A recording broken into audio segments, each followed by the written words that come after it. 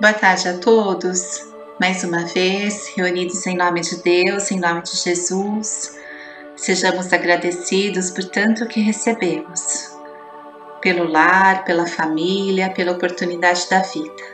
Pai nosso que estais nos céus, santificado seja o vosso nome, venha a nós o vosso reino, seja feita a vossa vontade, assim na terra como nos céus.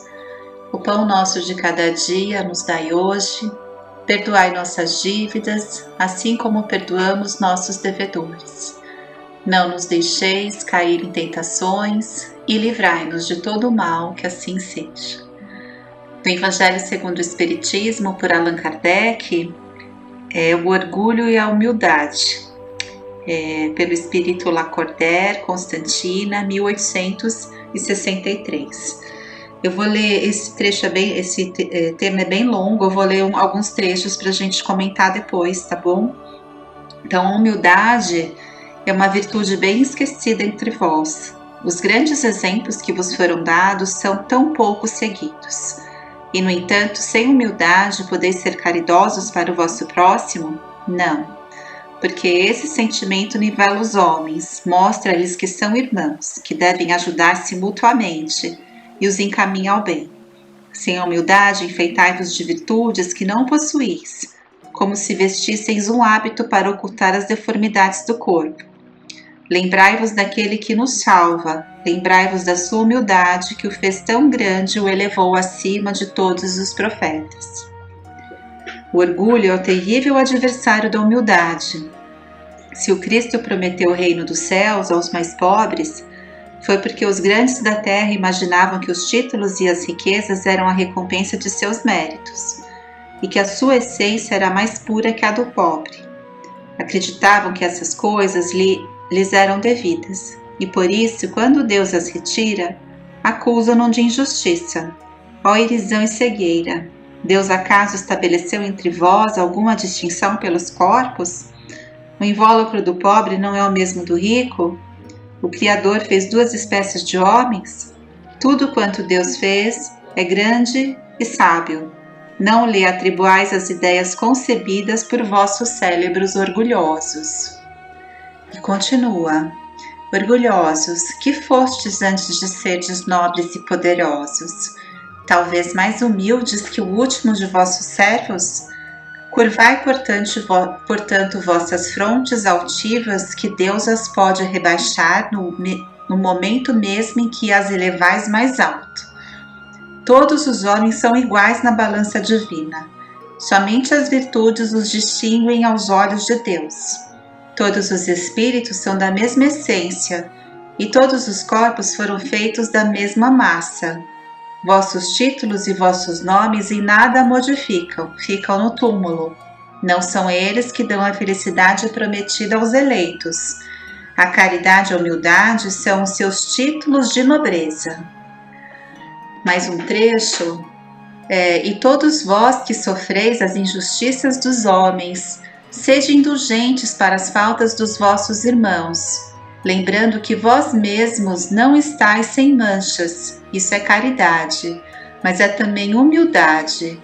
Se suportais calúnias, curvai a fronte diante da prova. Que vos importam as calúnias do mundo? Se vossa conduta é pura, Deus não pode vos recompensar? Suportar corajosamente as humilhações dos homens é ser humilde e reconhecer que só Deus é grande e todo-poderoso. E aí vamos terminar aqui com este último. Despertai, meus amigos, meus irmãos, que a voz dos Espíritos vos toque o coração. Sede generosos e caridosos, sem ostentação. Quer dizer, fazei o bem com humildade. Que cada um vá demolindo aos poucos os altares elevados ao orgulho. Numa palavra, sede verdadeiros cristãos, e atingireis o reino da verdade. Não duvideis mais da bondade de Deus, agora que Ele vos envia tantas provas. Então, como vimos, a humildade nivela os homens, mostra-lhes que são irmãos, que devem ajudar-se mutuamente. e os encaminha ao bem. Todos os homens são iguais na balança divina. Somente as virtudes os distinguem aos olhos de Deus, não os títulos, as virtudes. Todos os espíritos são da mesma essência, e todos os corpos foram feitos da mesma massa. Então, vossos títulos e vossos nomes em nada modificam, ficam no túmulo. Não são eles que dão a felicidade prometida aos eleitos. A caridade e a humildade são seus títulos de nobreza. E todos os que sofreis as injustiças dos homens, sede indulgentes para as faltas dos vossos irmãos, lembrando que vós mesmos não estáis sem manchas. Isso é a caridade e a humildade. Suportar corajosamente as humilhações dos homens é ser humilde e reconhecer que só Deus é grande e todo-poderoso. Despertai, meus amigos, sede generosos e caridosos, sem ostentação, quer dizer, fazei o bem com humildade, que cada um vá demolindo aos poucos os altares elevados do orgulho. Sede verdadeiros cristãos e atingireis o reino da verdade. Vale essas palavras, serem repetidas. No capítulo anterior, então, do livro Os Mensageiros, nós vimos a vida social, a visita de amigos do Campo da Paz, onde Baccelar trouxe a nós algumas informações do seu trabalho, da sua equipe de socorro. Então, o progresso humano não é uma questão de dias, não tenhamos ilusões. Somos forçados à preparação do campo mental conveniente a proceder à semeadura de pensamentos novos, velar pela germinação, ajudar os rebentos minúsculos e aguardar a obra do tempo. Nossa luta não é simples, porque se o médico do mundo encontra sempre familiares amorosos, dispostos a cooperar com ele em benefício ao doente, o que encontramos por nossa vez são enormes legiões de elementos adversos à nossa atividade restauradora e curativa. Então, raramente encontramos companheiros encarnados com bastante disposição para amar o trabalho pelo trabalho, sem ideia de recompensa. Então, aqui o Baccelar, no capítulo anterior, ele colocou bem a atividade árdua que é ele estar conosco, com os encarnados e com os desencarnados, que fazem parte ali do trabalho que ele realiza, junto à crosta. Então, no capítulo de hoje, nós temos as notícias interessantes. Então, André começa aqui o capítulo. Em vista da apresentação mais íntima de Aniceto, que deixava jovens em nossa companhia, entramos a conversar animadamente com Cecília e Aldonina. Então, Cecília tinha sido filha do Baccelar, quando na crosta, e Aldonina era uma sobrinha do chefe da família, que aguardava a volta de sua mãe para a organização de um lar na cidade próxima. Então, verificava que o quadro era idêntico à paisagem social da Terra, apenas diferindo quanto aos sentimentos reais. Não havia qualquer nota de falsa apresentação. Em tudo, a alegria pura, a simplicidade fiel e a sinceridade sem mácula. No desenvolvimento espontâneo da palestra, falou Cecília com graça.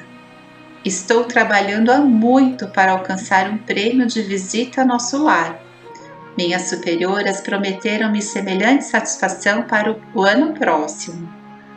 Segundo os instrutores que nos visitam em Campo da Paz, os seus ministérios são verdadeiras universidades de preparação espiritual.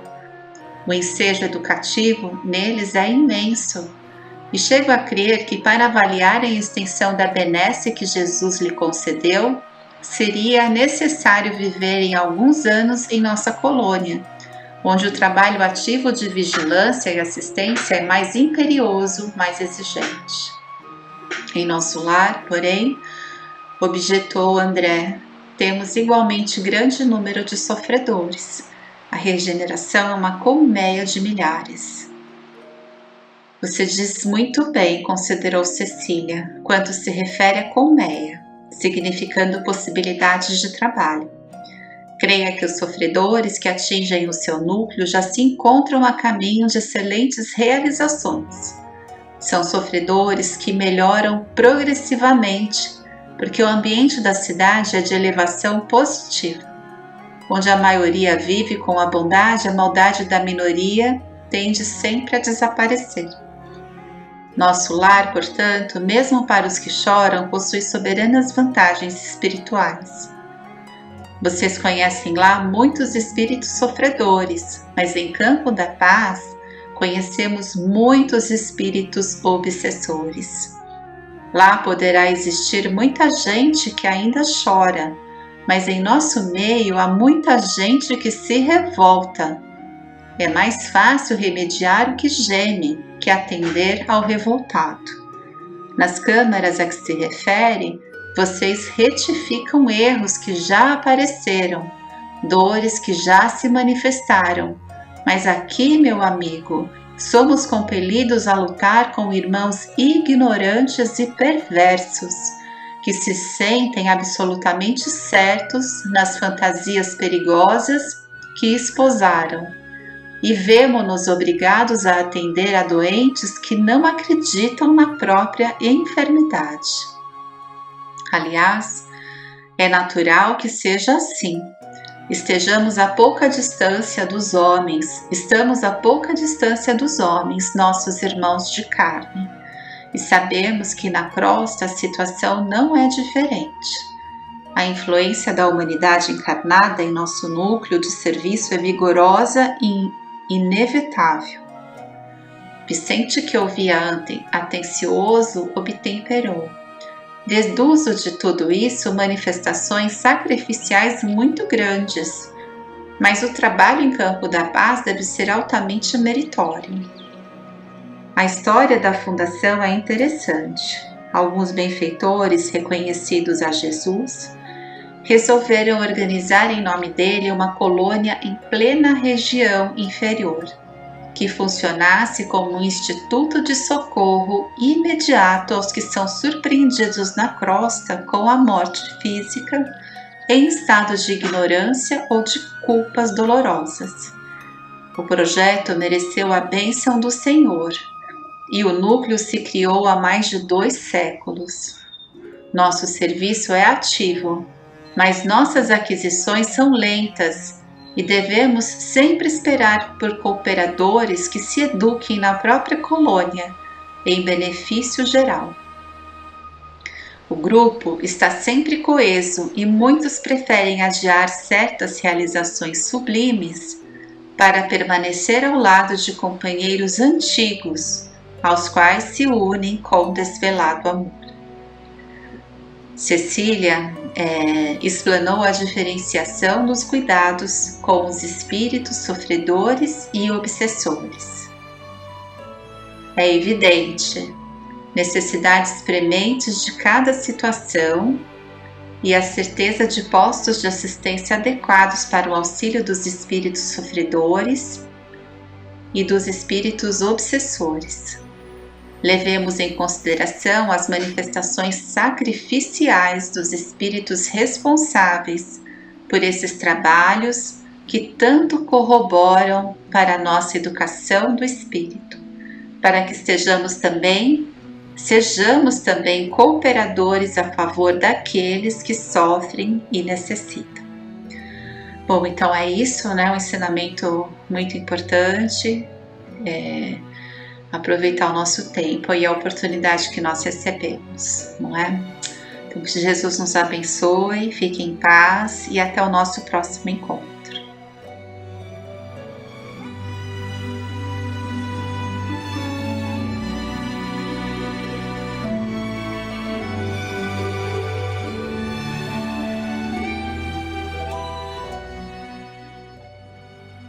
Boa tarde a todos.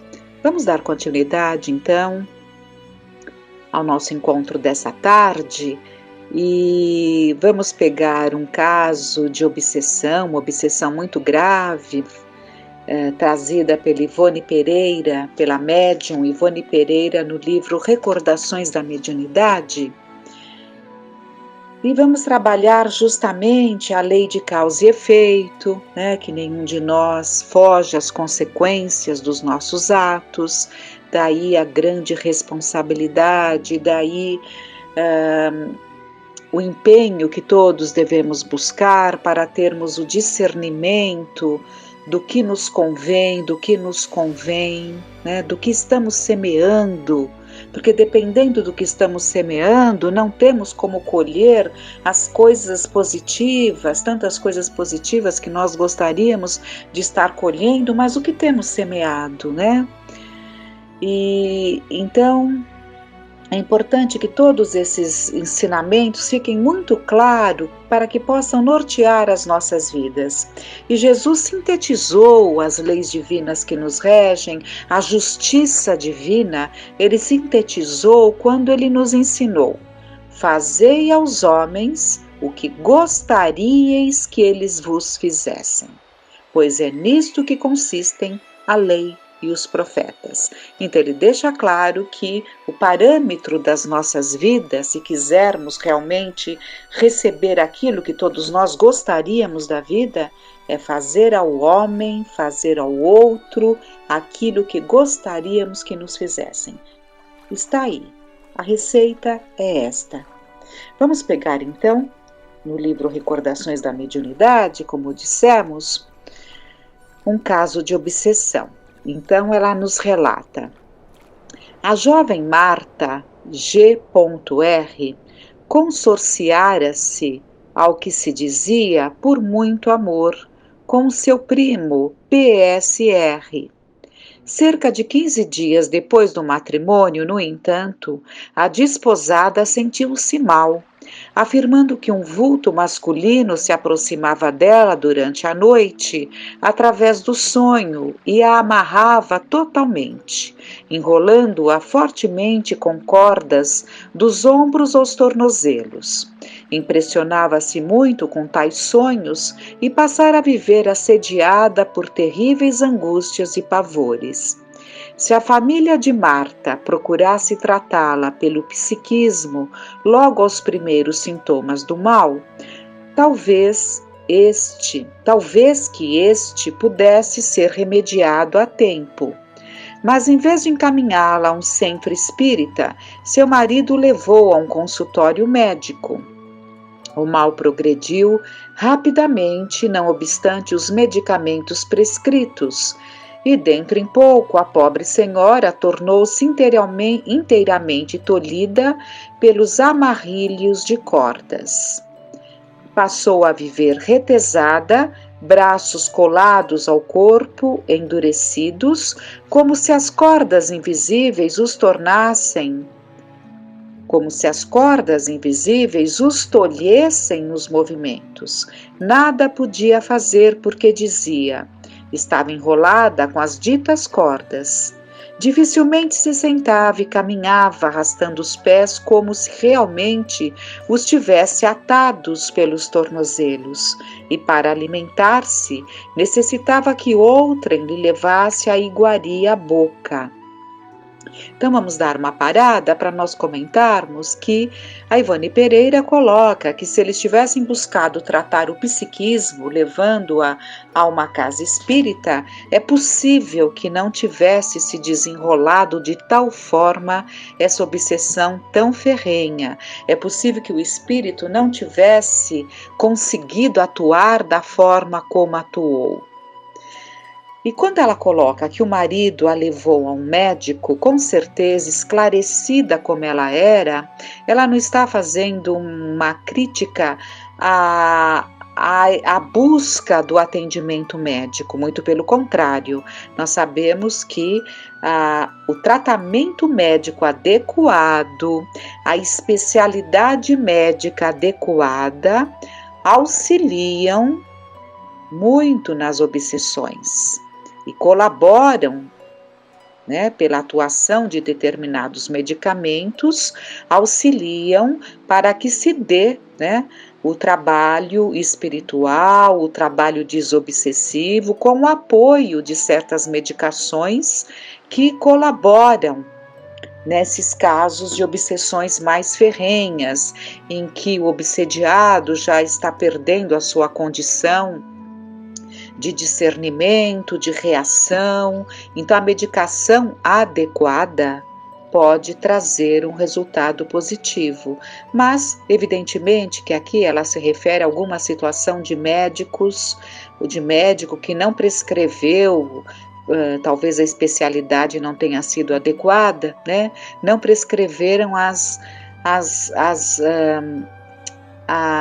medicações adequadas. E também tem outra coisa, né? Ele está contando uma situação muito lá de trás.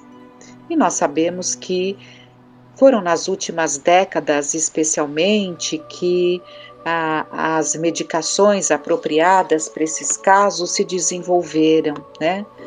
Então, e isso se deu dessa forma. Então, continuando, a Ivone Pereira relata: finalmente a jovem deixou de falar, tornando-se muda. Então, ele foi ganhando campo de uma tal forma porque ele agia no perispírito, ele a retesava, né? Ele a amarrava, não no corpo físico, evidentemente, no perispírito, mas que refletia no seu corpo físico.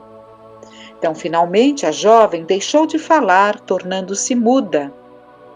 Então, levaram-na ao Centro Espírita de Lavras, onde Ivone Pereira trabalhou por muitos anos, provindos de certa localidade às margens do Rio Grande. Tratava-se, como bem se percebe, de uma obsessão exercida pela sugestão ou hipnose durante o sono, tipo dos mais graves que conhecemos. A obsediada se entregava sem tentar reações, pois com efeito difícil lhe seria reagir contra uma força maléfica de tal natureza. Feita a consulta aos assistentes espirituais do núcleo, foi declarado por estes que o mal era incurável, tipo de obsessão odioso, por vingança de ofensas passadas e ciúmes passionais, e que a paciente sucumbiria ao dar à luz, pois se encontrava nos primeiros meses da sua primeira gravidez. Mas que nem por isso a abandonássemos, cumpria assisti-la com um tratamento de passes constantes e instrução evangélica, e que perseverássemos em súplicas pelo obsessor, porque não seria vão o nosso esforço, seria sementeira caridosa para florescências futuras e alívio do presente. A jovem Marta era órfã de mãe. Bem cedo o marido cansou-se de viver junto da esposa inútil, desinteressou-se dela e da enfermidade. Restava, porém, o pai amoroso e cheio de compaixão. Ainda assim, a situação era insustentável e a enferma foi internada em conhecida casa de saúde espírita, onde recebeu tratamento médico e espírita adequado, mas em vão. O obsessor jamais consentiu em algo dizer a nós outros, porque tão odiosamente agia. Limitava-se a declarar que a jovem lhe pertencia, que era sua esposa e não do outro. Assistia às sessões, apossava-se do médium, era nitidamente visto pelos médiuns videntes que o distinguiam como varão jovem, elegantemente trajado conforme o início do século passado, com punhos de rendas, mas cujas feições duras denotavam ódio imoderado. Não houve quem o convencesse a nos dirigir a palavra e sugestionava a enferma para que, como ele, se tornasse muda e nada dissesse a respeito do caso. E, com efeito, a paciente sucumbiu na época do seu sucesso, quer dizer, no nascimento da criança. Não havia condições físicas para o nascimento da criança, e porque se tornasse muda, não foi possível saber o que sentia, tornando assim impossível que tentassem uma operação cesariana. Piedosos, respeitando o terrível passado espiritual daquela sofredora Marta, os guias espirituais se furtaram às explicações que desejaríamos obter. Aliás, eles somente costumam narrar os grandes dramas vividos por seus pupilos em romances ou contos de alta moral.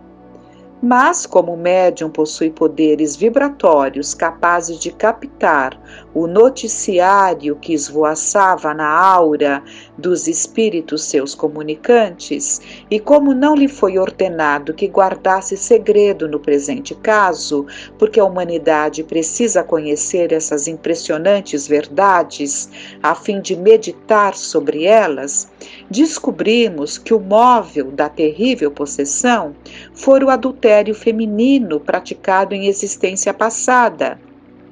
Adultério que o esposo ultrajado, amoroso, mas ciumento, não soubera perdoar.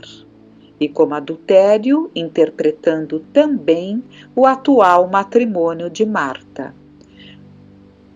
Por sua vez, esta teria prometido fidelidade ao antigo esposo no intuito de se livrar da sua perseguição antes da atual encarnação, ou seja, durante o estágio de ambos na vida espiritual, sem, contudo, cumprir a promessa por circunstâncias prementes do próprio estado de encarnação e agora durante o sono, com a consciência pesada e certa da culpa, entregara-se ao castigo sem tentar reação.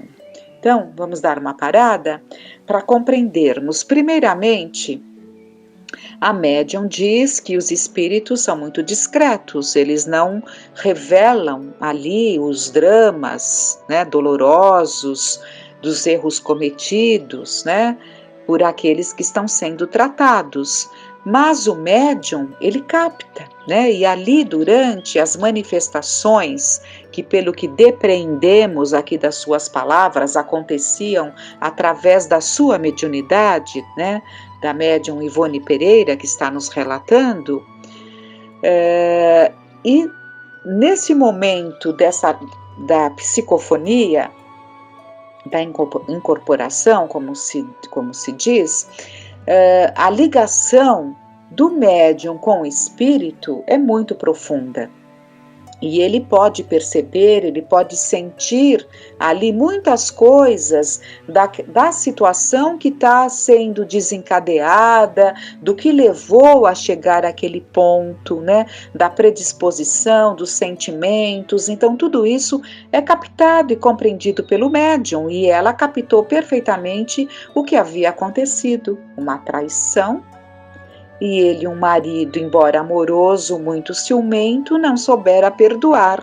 A partir daí, ele desenvolve um processo obsessivo. O que é um processo obsessivo? É um pensamento fixo, uma ideia fixa, e o ódio é uma característica dessas situações, e passou a envolvê-la, a persegui-la. No plano espiritual, ela acaba por prometer a ele que não se ligaria a ninguém, por ocasião da encarnação que ela viria a ter, e ele não. Ela teve a bênção de retornar, mas ele ainda não, porque são exigidas determinadas situações, condições, predisposições para que seja autorizada ali a volta, né? Para que tenha um resultado positivo a volta, porque o objetivo é sempre o bem, né? Sempre o bem. Mesmo quando nos desviamos do caminho, mas a proposta, né, daqueles que apostaram em nós, daqueles que tudo fizeram para que nós voltássemos, e com a permissão de Deus e o acompanhamento do nosso mestre Jesus, é sempre objetivando a oportunidade do crescimento. No entanto, como dizia, ela promete que não se ligaria a ninguém. Ela promete fidelidade em espírito, ela promete. Mas, evidentemente, na encarnação, nós temos ali o cumprimento das tarefas para as quais viemos, né? E ela tinha ali o casamento, né? dentro da sua programação, e ela se casa e ele interpreta como uma traição, como uma nova traição, né? E isso aí acabou piorando o quadro e fazendo com que ela, por culpa, porque nós poderemos nos perguntar, como que isso é possível? Foi a culpa? Ela não reagiu pela culpa, né? Então, realmente, até medicações, neste caso, se refletirmos, pouco resultado traz. As melhores medicações, elas atenuam, sim. Há medicações que atenuam a ação do espírito, mas se não houver ali a participação, a boa vontade do obsediado, pouco se consegue, né? Então, continuando aqui a leitura,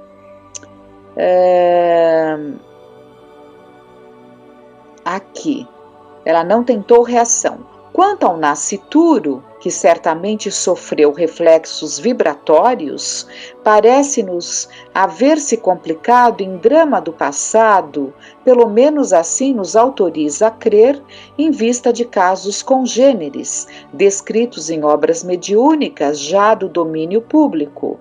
Contudo, jamais obtivemos instruções positivas a respeito do mesmo. Ela não captou, evidentemente, nada sobre o nascituro, sobre o espírito reencarnante, mas, pelas situações já conhecidas, podemos deduzir, como ela deduziu, que ele estava ligado ali a dramas de passado, né?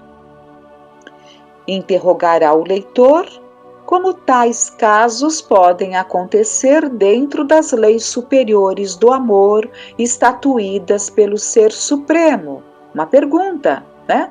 Que ela joga aqui que nós podemos fazer. Como é possível? Né? Como é possível, dentro das leis divinas, amorosas, estatuídas por Deus nosso Pai, acontecer algo assim? E a resposta virá, simples e concisa. Tudo isso será consequência de infrações às mesmas leis, efeitos lamentáveis de causas lamentáveis, frutos do livre-arbítrio mal orientado de cada um. Fique para nós essa lição dolorosa, que muito nos ensina, porque pouco pensamos, pouco raciocinamos ao tomar certas atitudes que afetam o outro. E nós não sabemos dos danos, das consequências, das reações. E as obsessões são criadas assim. Elas nascem em algum momento. Toda obsessão nasce em algum momento. E nesta encarnação que estamos vivendo, a qualquer momento nós podemos criar uma situação por atitudes que tomamos.